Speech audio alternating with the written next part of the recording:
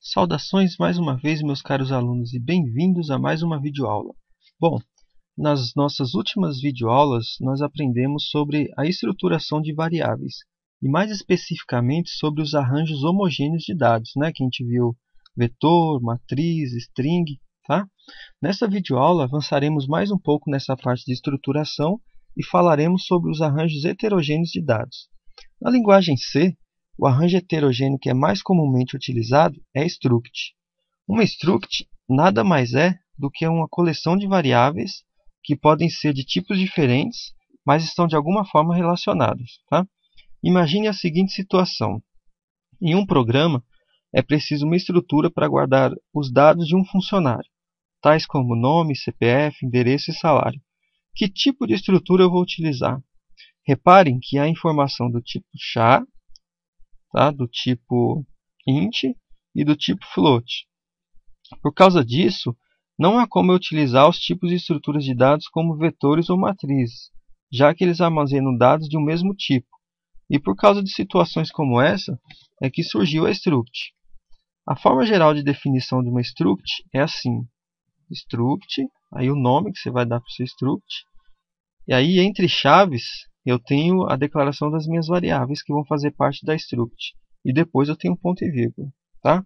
A cada elemento de uma struct, a gente denomina campo. Bom, com struct, o problema anterior que a gente falou agora pode ser resolvido dessa forma aqui. Ó. Struct, né, funcionário. Aí dentro dessa struct funcionário eu tenho as minhas variáveis. Nome, endereço, CPF e salário. Né? Então, essa é a struct funcionário, tá? Que possui os campos nome e endereço do tipo string, né? Vetor de caracteres, CPF do tipo long-int e salário do tipo float. Vale lembrar, tá? É bem importante isso, que até agora eu não declarei nenhuma variável, apenas o modelo de dados foi definido. Para ficar mais fácil de entender, pense nessa struct como se fosse um novo tipo de dado. Assim como temos o int, o char, o float, agora a gente também tem o tipo struct funcionário, do qual podemos declarar variáveis. Tá? Há duas maneiras de se declarar variáveis desse tipo, struct funcionário. Primeiro, na criação da struct, entre o fechamento da chave e o ponto e vírgula. Então, nesse caso, eu criei a variável x, que é do tipo struct funcionário, ou seja, essa minha variável x ela tem um campo para nome, um para endereço, um para CPF e um para salário. E a segunda forma de declarar é dentro do código, junto com as demais declarações de variáveis. Tá? E como toda declaração de variáveis, eu informo o tipo e o nome da variável. Agora, e se não fosse apenas um funcionário? Está vendo aí como é que é a representação gráfica da struct funcionário? Então, nesse caso aí, eu estou representando um funcionário conforme o modelo da struct que a gente criou. Mas e se não fosse apenas um funcionário, mas muitos funcionários? Bom, nesse caso, um vetor de estruturas pode ser criado. Talvez alguém aí diga, não dava para usar vetor, agora já pode usar, como assim? Né? Bom, um vetor, como a gente viu, é uma coleção homogênea. Então, todas as suas posições têm que ter o mesmo tamanho, o que torna impossível armazenar dados de tamanhos diferentes, como era o nome, o CPF, endereço e salário, por exemplo. Tá? Mas permite que diversas estruturas iguais sejam agrupadas, dessa maneira aqui, onde cada posição do vetor é uma estrutura. Tá? Agora, para se declarar um vetor de estrutura, basta fazê-lo da mesma forma como a gente já aprendeu, colocando colchetes com o tamanho. A criação de um vetor de 5 funcionários, por exemplo, ficaria assim. O tipo, né, que é struct funcionário, o nome do vetor, que eu coloquei funcionários, e o tamanho dele entre colchetes. Tá? Agora que a gente já viu como criar, vamos ver como é que a gente faz para manipular as estruturas. O operador que permite fazer a manipulação de estruturas é o operador ponto. Por meio dele, podemos referenciar os campos de uma struct. Para inserir valores da variável x que a gente criou lá atrás, por exemplo, a gente faria assim.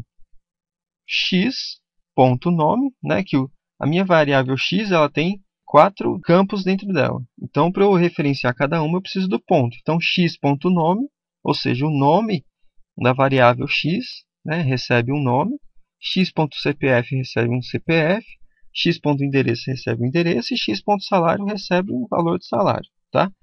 Então, já que a gente está falando como é que a gente faz para receber valores, vamos ver como é que faz para inserir dados em uma das posições do vetor funcionários que a gente criou. Então, a gente faria dessa maneira aqui. Vamos dizer que fosse a posição 3. Então, o vetor funcionários na posição 3 é uma estrutura. Então, essa estrutura .nome recebe um nome, Manuel. Funcionários na posição 3, .cpf recebe um CPF. E assim por diante. Funcionários na posição 3, .endereço recebe um endereço. E funcionários na posição 3, .salário recebe um salário. Bom, agora, para leitura de dados, a gente procederia da mesma forma. Por exemplo, para mostrar a seguinte mensagem. O quinto funcionário chama-se Antônio e ganha R$ 900 por mês. Considerando que o nome, Antônio, e o salário, R$ 900, encontram-se na posição 4 do vetor funcionários, a gente poderia fazer um printf assim. Printf, né, o quinto funcionário chama-se. Aí o porcentagem S, para ser substituído pelo nome que eu vou pegar lá no vetor. E ganha porcentagem F, que vai ser substituído pelo salário que eu vou pegar lá na posição 4 do vetor, por mês. Então, no lugar de porcentagem S, o que eu vou fazer? É o funcionário na posição 4, ponto nome.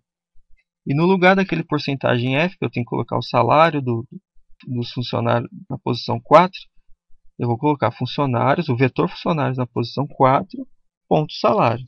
Tá? Uma outra utilidade importante da struct é que podemos usar umas dentro das outras. Observe o exemplo. Struct data, né, que é onde eu tenho int dia, mês e ano. Struct consulta, onde eu tenho uma string para médico. E um struct data, data consulta. Reparem que eu criei uma struct do tipo data e depois criei uma variável desse tipo dentro da struct consulta. Dessa forma, se eu quiser atribuir informações na variável consulta1, por exemplo, tá vendo? Eu criei uma variável consulta1 e uma variável consulta2 que é do tipo struct consulta. Tá? Então, se eu quisesse inserir valores para a minha variável consulta1, o que eu tinha que fazer? Assim. A minha variável consulta1 ela tem dois campos. Um campo que é do tipo string e um outro campo que é do tipo struct data. Então, para eu acessar os campos, eu preciso do operador ponto, não é isso? Então, consulta1 ponto médico, que é o primeiro campo, recebe o nome do médico. Agora, consulta1 ponto data consulta, que é uma outra struct que também precisa ser acessada por ponto, por isso que eu ponho mais um ponto, né? Consulta1 ponto data consulta ponto dia recebe o valor do dia. Consulta1 ponto data consulta ponto mês recebe o valor do mês. E consulta1 ponto data consulta ponto ano recebe o valor do ano. Tá? Continuando o nosso aprendizado em structs, precisamos saber também que é possível fazer atribuição entre structs. Aproveitando o exemplo, depois que eu atribuir os valores para consulta 1, ou seja, depois que a minha struct consulta 1 já está preenchida, eu posso fazer isso aqui. Ó. Consulta 2, que é uma outra variável que eu criei lá, recebe consulta 1. Dessa forma, eu copio todos os dados de consulta 1 para consulta 2. Tá certo? Agora que a gente já viu o básico de struct, e para fixar melhor o nosso aprendizado, passemos aos exercícios. Bom, exercício 1. Escreva um programa que preencha uma variável do tipo struct, né, e depois mostre-a na tela. A struct deverá conter os campos para nome, endereço, idade e telefone, sendo que o campo endereço ele deve ser uma outra struct, né, igual a gente viu no exemplo anterior. A gente viu com data, mas aqui vai ser endereço. E essa outra struct vai ter os campos rua, número e bairro. Então eu quero simplesmente que vocês criem uma struct, recebe do usuário os dados, preenche ela e depois mostra na tela. Só isso, é bem fácil esse exercício 1. Tá? Agora para o exercício 2, eu quero que vocês escrevam um programa, tá, que faça o cadastro de 5 pacientes. Eu vou querer que vocês criem um vetor para isso, né, logicamente. Os dados que vão fazer parte da struct paciente vai ser nome, sexo e idade.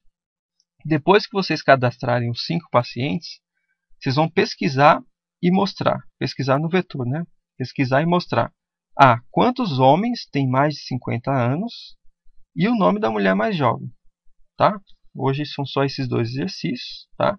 A aula termina por aqui. Na próxima aula, a gente vai falar sobre funções. Gostaria de agradecer a atenção de vocês. Muito obrigado, né? E até mais.